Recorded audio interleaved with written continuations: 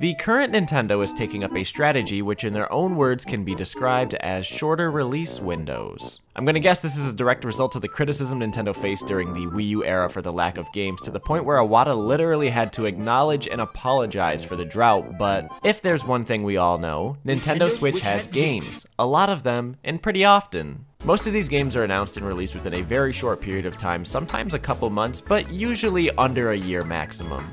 I said usually. For the most part, this is great for the system. More available software to purchase is pro-consumer and helps the Switch. Everyone wins. But you might also wonder, how are they doing this? On a system that many have called notoriously difficult to develop for, how are they dropping games so frequently?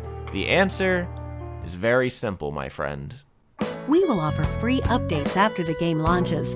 Free updates after the game launches. Free update. Free update. Free update. Free update. Free update. Free update. Free software update. Free update. Free software update. Thanks for playing the Super Mario Maker 2 game. We'll be releasing the last major update soon. Now, let's go. This mushroom here is a little different. If Mario picks it up, he'll become super. If you've been on this channel, you know exactly the rest of this story. For whatever reason, Nintendo has been launching Switch games and then proceeding to add more content to them for free. But it's not just brand new additional content, it's content featured in previous games that was missing from this entry, which then raises the question, why wasn't it there in the first place? Why did we have to wait more time for the content that felt like it belonged at launch? And to tell you the truth, I don't really have the answer to that. I'm in the camp that Nintendo likes to release things unfinished to get it out quicker, but obviously there's no confirmation. Nintendo could do this for lots of reasons. Maybe they want to keep the game relevant longer, or maybe it's another effect of the pandemic breaking development up, although this has been happening a lot longer than that.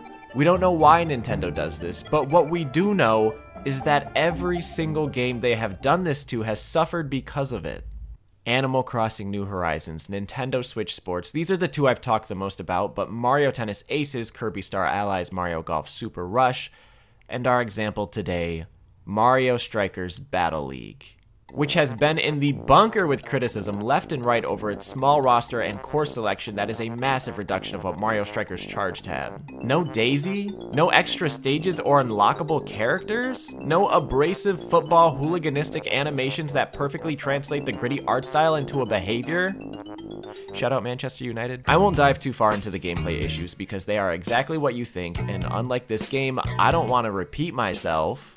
A lot of this game's faults are shared with Switch Sports, where the lack of content and modes seems to be ignored in favor of online, but no matter how many online matches you play, the density of the 4v4 format with just a selection of 10 characters and 5 stages will always reveal itself. Charged gets praised because it packs so much, so many captains and sidekicks to choose from, 17 stages old and new, a brutal single player mode, and online that worked well for 2007 on the Wii. It is the melee of the Striker series. I don't know how to follow up a game like Charged, but Battle League is not the answer because in place of all of this, Battle League has 1, Rosalina, and 2, customization options, which is Nintendo releasing a game that doesn't have as many features as previous entries but focuses on customization options?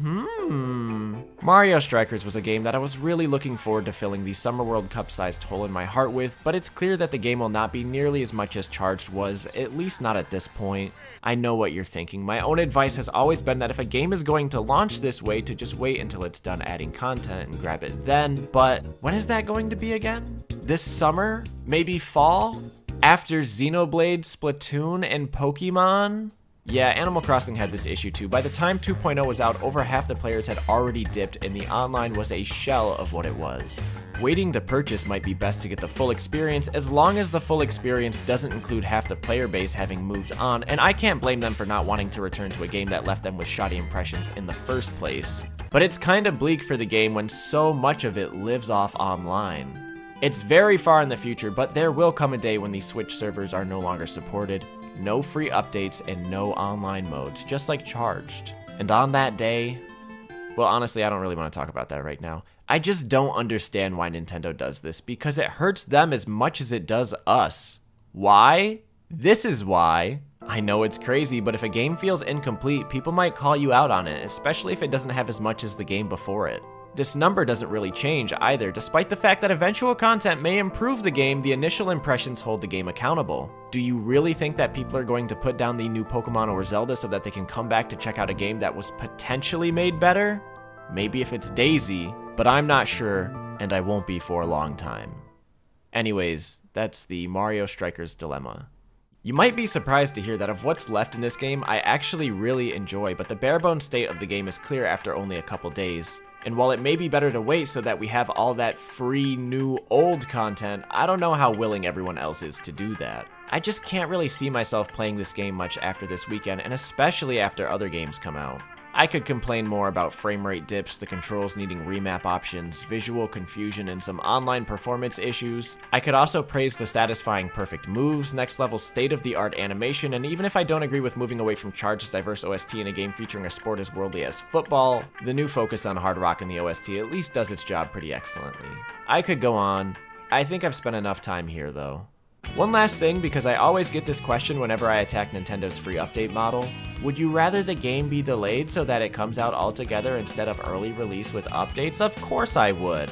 That way people can give their full judgment at launch and won't have to rely on segmented gameplay as well as enjoy an active online community. It's one of the reasons I was thrilled about Breath of the Wild 2's delay. The first game was delayed several times across years, but who knows if things would have turned out how they did if it wasn't. As for Mario Strikers, I don't think Nintendo is going to strike gold with this one. Call it the third strike because it's out. It has yet to strike a chord with me. I'm going on strike. The game sucks.